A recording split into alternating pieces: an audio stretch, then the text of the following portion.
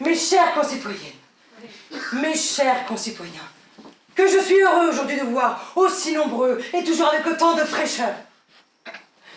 Aujourd'hui, je tiens à être honnête, transparente et surtout très claire. Car comme le disait Boileau, ce qui se conçoit bien s'énonce clairement.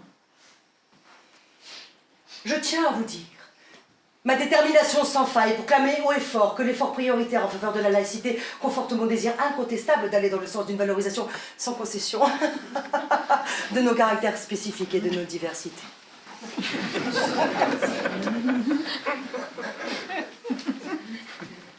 Je suis bien conscient que le peuple français tient à ses valeurs.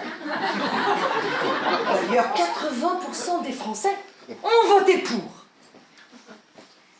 Soyons clairs, c'est cette démarche de transparence qui tend à uniformiser la globalisation de nos améliorations envisageables dans le cadre d'un recul certain de la religion vers la liberté d'être.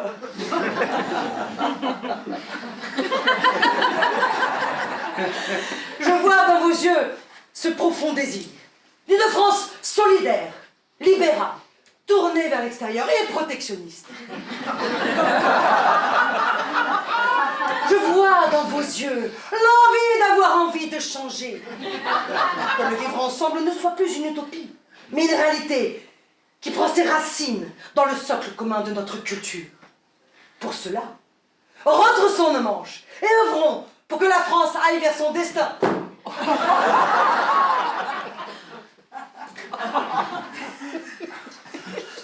Ce destin est entre nos mains et chacun est responsable.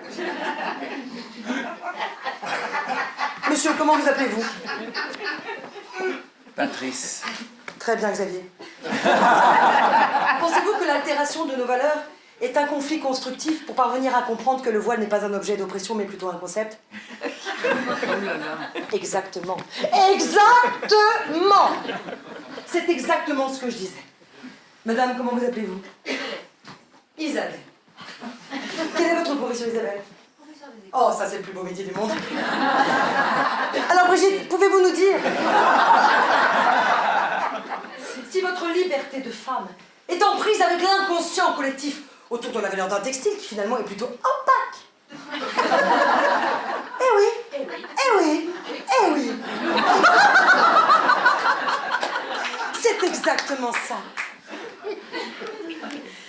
Si ces deux exemples ne nous prouvent pas que l'acuité des problèmes de laïcité doit correspondre à une rupture plus que légitime, sans agitation partisane pour retrouver une stabilité,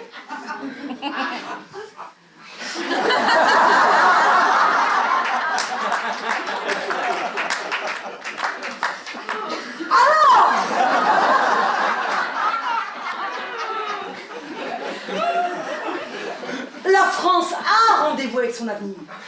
Et c'est à vous, Jocelyne, à vous, Martin, à nous tous d'en assurer le futur.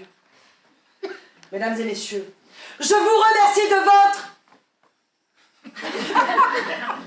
Par là même, soyez assurés de ma réelle implication et du caractère profond de mon engagement pour vous assurer un monde en marche plus transparent. Car ce que je veux par-dessus tout, c'est que nous nous suivâmes, vous vous suivâtes, ils se suivèrent. Parce que c'est notre projet. Vive la République et vive la France.